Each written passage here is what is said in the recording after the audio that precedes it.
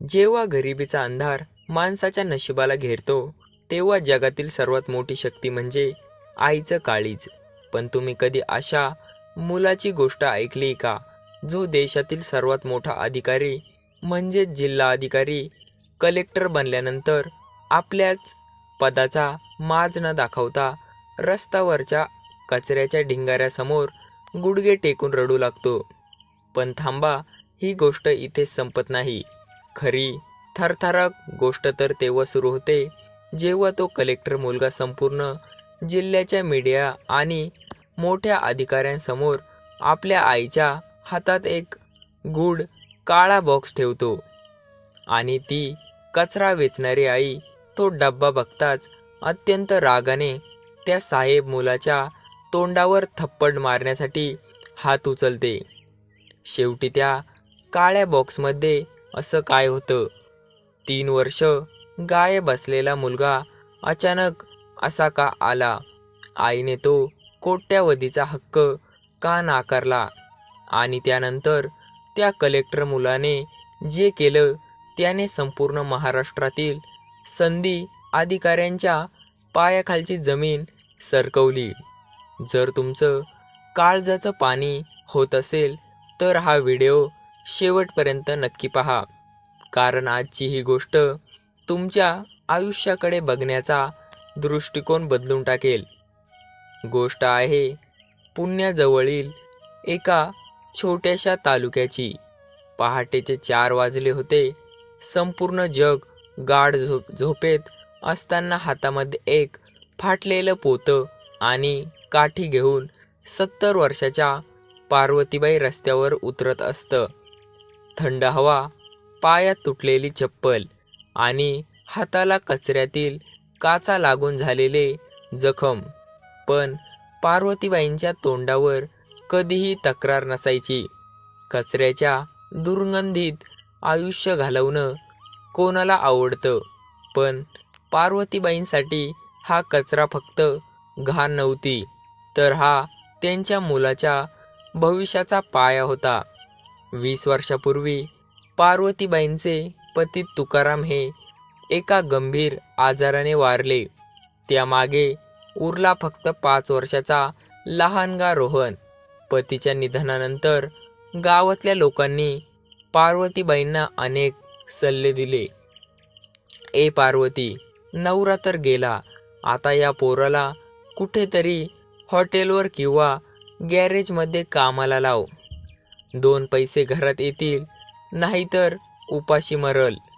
नाही, माझ्या पोराच्या हातात मी कचरा किंवा खरकटी भांडी देणार नाही. माझा रोहन शिकेल, मोठा साहेब बनेल आणि या गरिबीच्या नरकातून आम्हाला बाहेर काढेल. त्या दिवसापासून पार्वतीबाईंनी स्वतःच्या सुखाचा बळी दिला. स्वतः उपाशी राहून रोहनला दूध पाजलं. पावसाळ्यात छतावरून पाणी गळायचं, तेव्हा रोहनच्या पुस्तकांवर स्वतःचा पांघरून घालून त्या रात्रभर भिंतीला टेकून बसून राहायच्या. रोहननेही लहानपणापासून अभ्यासात हुशार होता. शाळेतून आल्यावर तो आईचे पाय दाबायचा. रोहन नेहमी म्हणायचा, लहान रोहन, आई, तू रोज एवढा कचरा का वेचतेस? तुझे हात किती खराब झालेत, मला खूप वाईट वाटतं. पार्वतीबाई मुलाच्या डोक्यावरून हात फिरवत, बाळा, माझ्या हाताला पडलेले हे फोड मला दुखत नाहीत. ज्या दिवशी तू मोठ्या खुर्चीवर बसशील ना, त्या दिवशी माझे हे सगळे कष्ट फळाला येतील. तू फक्त अभ्यास कर. दिवस जात होते. रोहन मोठा झाला. त्याने अत्यंत बिकट परिस्थितीत आपलं कॉलेज पूर्ण केलं. त्याला समजलं की आपल्या देशात सर्वात मोठी ताकद आणि लोकांची सेवा करण्याचा मार्ग म्हणजे UPSC एक्झाम, IAS. पण दिल्लीला जाऊन कोचिंग करायला लाखो रुपये लागणार होते. पार्वतीबाईंकडे तर रोजच्या जेवणांचे वांदे होते. मग पार्वतीबाईंनी काय केलं माहीत आहे? त्यांनी आपल्या अंगावर उरलेले शेवटचं सोनं, आपलं मंगळसूत्र आणि कानातले दुकानदाराकडे गहाण ठेवले. एवढंच नाही तर स्वतःचे लांब सडक केस कापून ते विकून टाकले.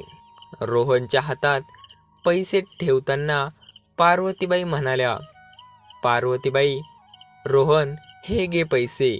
दिल्लीला जा आणि साहेब बनूनच परत ये. माझी काळजी करू नकोस." रोहन रडत, "आई, तू हे काय केलंस?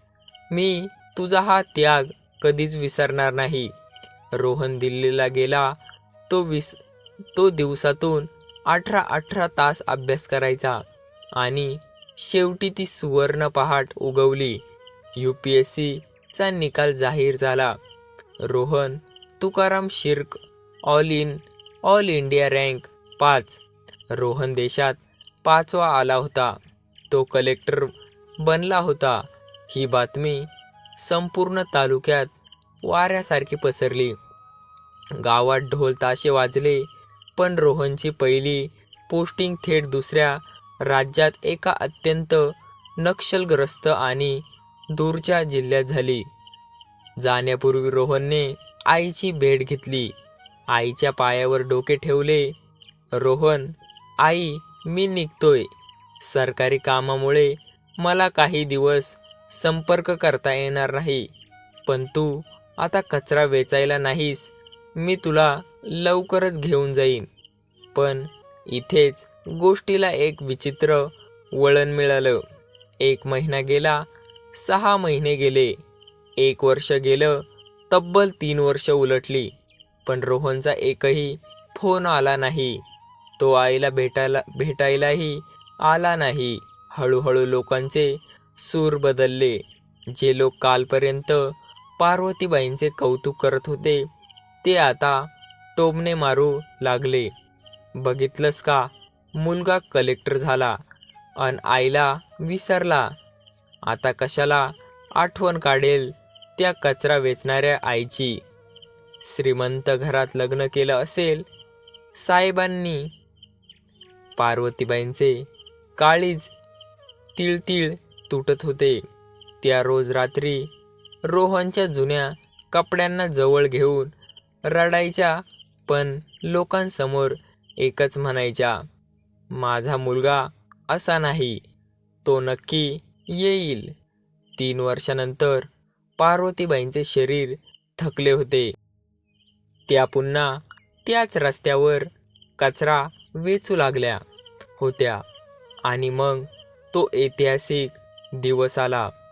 जिल्हा अधिकारी कार्यालय समोर कलेक्टर ऑफिस. अभूतपूर्व बंदोबस्त होता.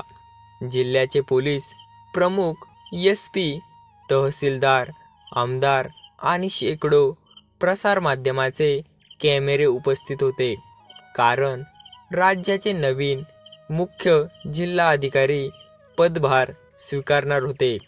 त्याच कार्यालयाच्या बाहेरील रस्त्याच्या कडेला धूळ आणि कचऱ्याच्या ढिंगाऱ्याजवळ पार्वतीबाई नेहमीप्रमाणे आपलं फाटलेलं पोतं घेऊन बसल्या होत्या.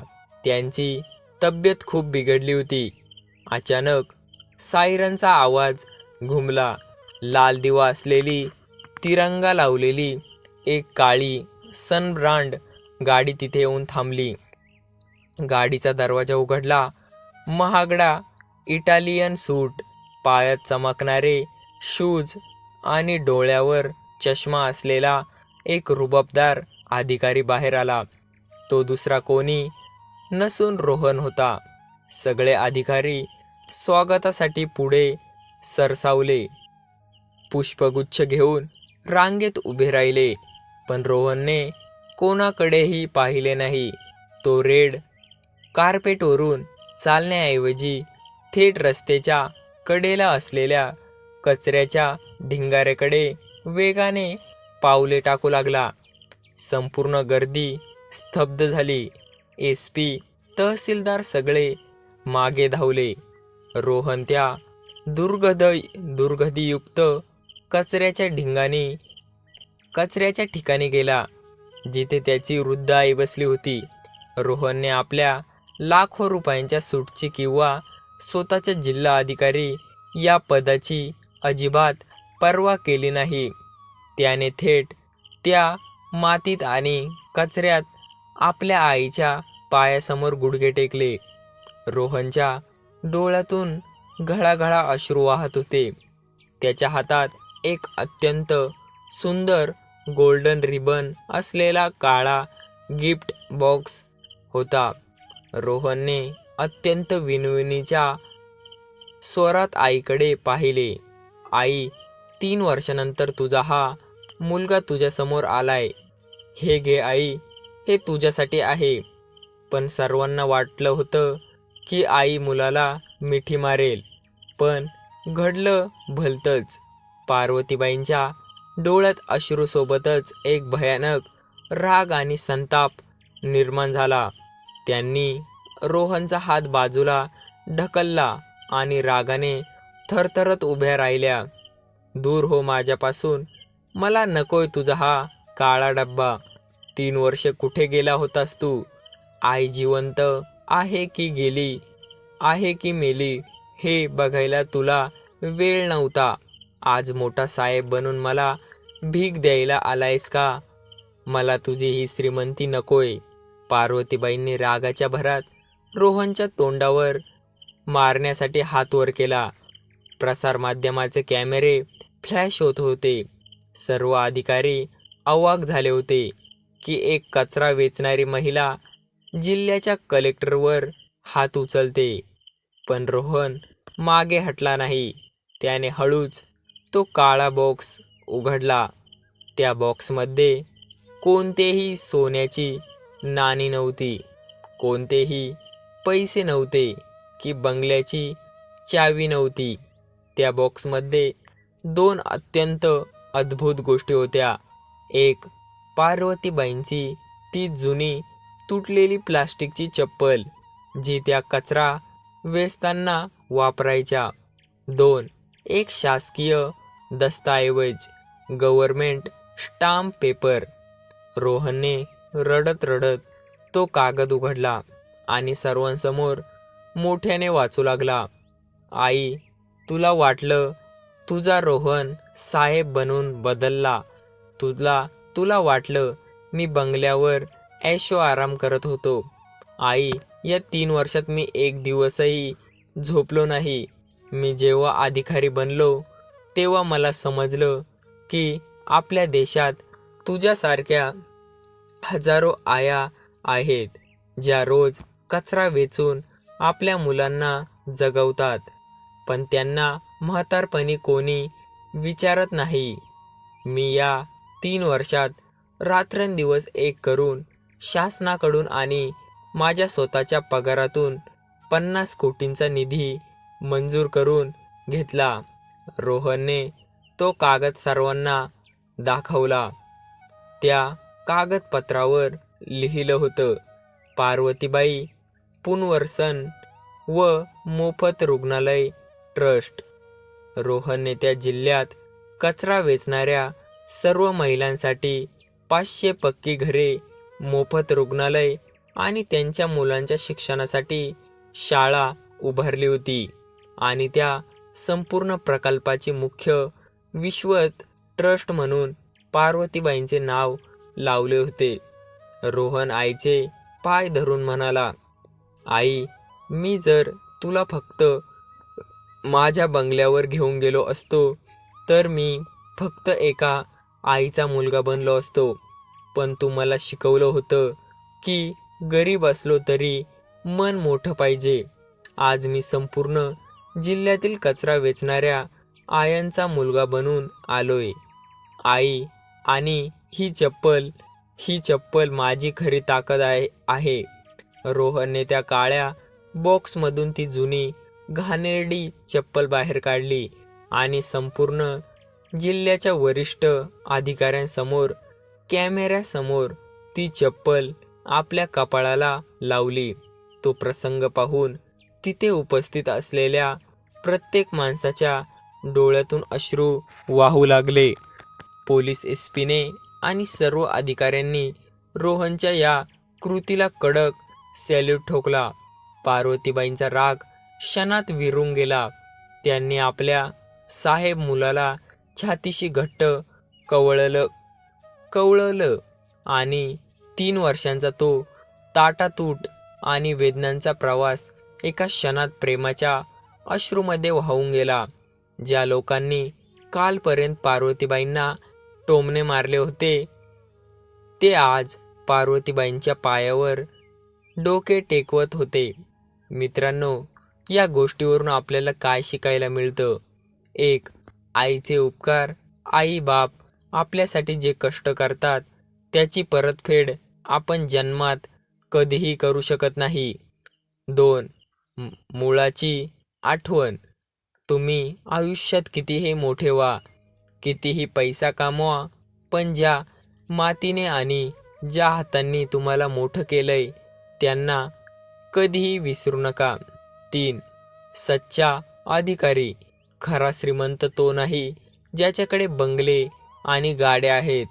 खरा श्रीमंत तो आहे जो आपल्या यशाचा वापर दुसऱ्याचे आयुष्य बदलण्यासाठी करतो. जर तुम्हाला ही हृदयस्पर्शी गोष्ट आवडली असेल तर व्हिडिओला लाईक करा, तुमच्या मित्रांसोबत शेअर करा आणि चॅनलला सबस्क्राईब करायला विसरू नका. कमेंटमध्ये माझी आई लिहायला विसरू नका. धन्यवाद. जय हिंद, जय महाराष्ट्र.